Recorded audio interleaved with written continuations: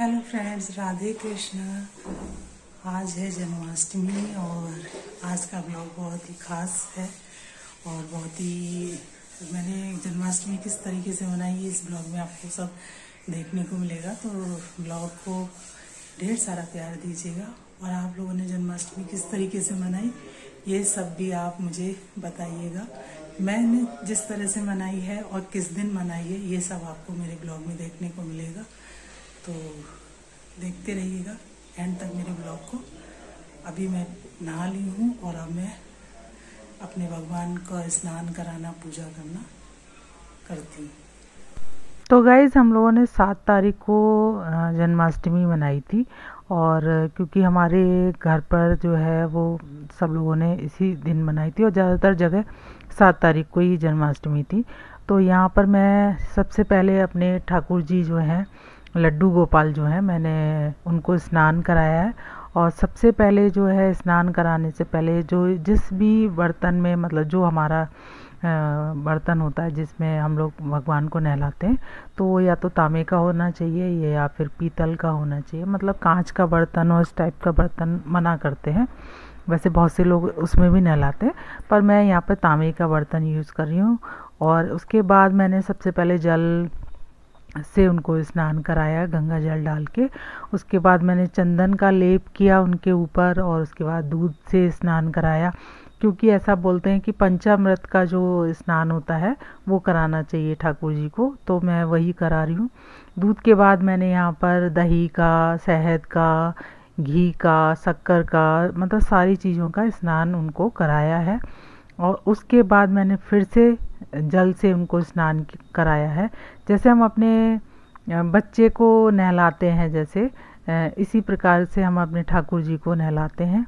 और उनको स्नान कराने के बाद, क्योंकि आज उनका जन्म दिवस है, तो हम उनको अच्छे से तैयार करेंगे, उनका श्रृंगार करेंगे, उनको नए वस्त्र पहनाएंगे। तो ये सब चीज़ें मैं जन्माष्टमी पर करती हूँ। और यहाँ पर मैं जो शंख होता है उसमें जल भर के और उनको स्नान कराती हूँ। अगर आपके पास नहीं है तो आप ऐसे भी कर सकते हैं, पर मेरे पास रहता है तो मैं जल से शंख में भरकर और फिर स्नान कराती हूँ उनको इस तरीके से। और फिर उसके बाद उनको स्नान कराने के बाद फिर मैं उनको सुगंध, मतलब जैसे गंगा जल है, गुलाब जल है, फूल है, इन सब चीज़ों से भी लास्ट में उनका स्नान कराते हैं। और उसके बाद फिर हम उनको अपने एक साफ़, मतलब जो टॉवल होता है या फिर जो भी आपके पास वस्त्र है उससे हम उनको पोंछते हैं। और उसके बाद हम इत्र, यहाँ पर मैं इत्र का यूज़ कर रही हूँ। मेरा वीडियो जो है थोड़ा सा ज़्यादा ही जूम हो गया है तो आपको थोड़ा बहुत नज़र आ रहा होगा।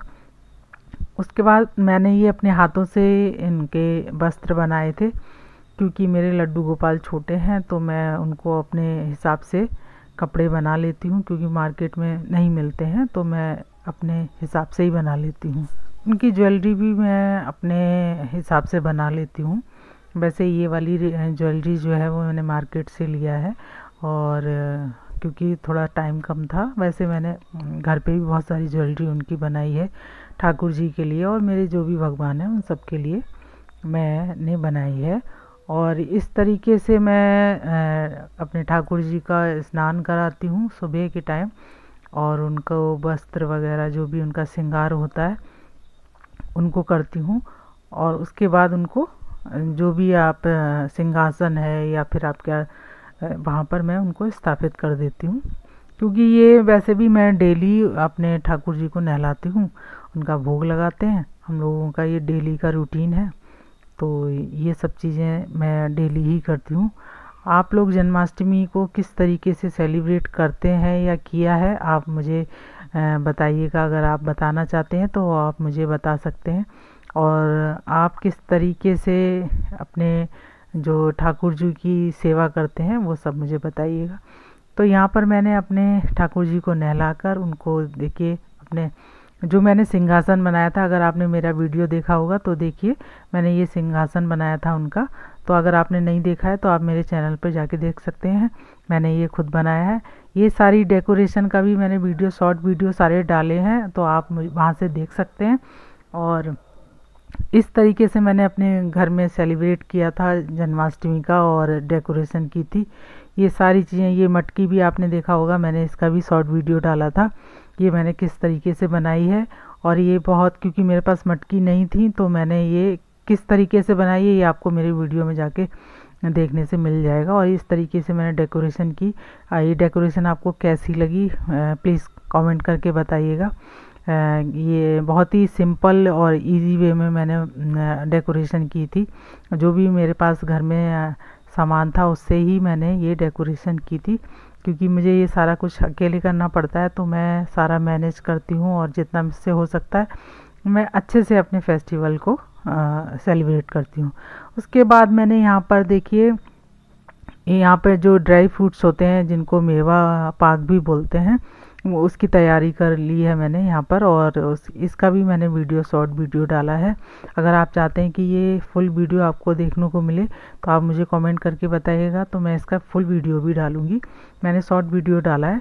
तो इस तरीके से सारे जो ड्राई फ्रूट्स होते हैं आप जो भी चाहें वो डाल सकते हैं इसमें। मैंने यहाँ पर सारा कुछ डाला है। नारियल है, ये मैंने छुआरे हैं जो उनको कट कर रही हूँ, क्योंकि इनको सारी चीज़ों को कट करने में टाइम लगता है। तो मैंने इसकी तैयारी कर ली है पूरे। ये बादाम वगैरह सब जो है इनको तो मैं थोड़ा सा पीस लेती हूँ और थोड़ा सा कट कर लेती हूँ। मतलब थोड़ा सा पीसने से ये रहता है कि वो बहुत ज़्यादा, मतलब थोड़ा अच्छे से उसको जब जमाते हैं ना तो अच्छे से जम जाती है। तो मैंने आधा उनको थोड़ा सा कूट लिया था। कट कर लो या कूट लो उसको तो थोड़ा सा दरदरा टाइप हो जाता है। फिर मखाने भून कर और उनको मैंने इस तरीके से उनको भी कट कर लिया है। नहीं तो आप किसी चीज़ से उनको फोड़ लें तो वो आराम से, ये देखिए यहाँ पर इस तरीके से मैंने सारी जितने भी ड्राई फ्रूट्स वगैरह थे वो उनको तैयारी कर ली है। और उसके बाद मैं इनको चाशनी में, और आप चाहें तो इसमें ये जो रहता है गोंद रहता है वो भी डाल सकते हैं, और ये रहते हैं मगज़ जो बोलते हैं वो सब भी डाल सकते हैं। मेरे घर में किसी को पसंद नहीं है इसलिए मैं नहीं डालती हूँ। और उसके बाद देखिए ये इस तरीके से आपकी जो, इनको हम लोग कतली भी बोलते हैं, मतलब बर्फ़ी टाइप ये जम जाती है। और ये बहुत अच्छे से जम गई है। तो मैंने इसकी तैयारी कर ली। सारा कुछ ये भगवान के भोग लगाने के लिए हो गया है। यहाँ पर मैंने भगवान के लिए मक्खन अपने हाथ से निकाल लिया है घर में, और उनके लिए मैंने अलग से ये निकाल के एक कटोरी में रख लिया है। और ये उनके भोग की तैयारी पूरी हो गई है। सुबह के टाइम फलाहार, क्योंकि हम लोग फलाहार करते हैं, तो ये सब इसी चीज़ों का जो है भोग लगाने के लिए मैंने सारा कुछ बना लिया है। यहाँ पर जितनी भी चीज़ें मैं बनाए हैं वो मैं आपको दिखा देती हूँ यहाँ पर क्या क्या मैंने बनाया है। गाइस ये है साबूदाना, और ये है आलू, ये है पंचामृत, ये है तले हुए मखाने, ये कुटू की पकौड़ी, और ये है पंजीरी जो मेवा पाक, ये दही। और ये दूसरी थाली में है स्वीट, ये चौलाई के लड्डू, खीरा ज़रूरी होता है तो खीरा है, ये फ्रूट हैं कटे हुए, और ये है मिश्री, और ये है माखन। इन सब चीज़ों का मैं भोग लगाऊंगी अभी के लिए। ये फलाहार है, और फिर रात को मैं खाना बनाऊंगी। तो आप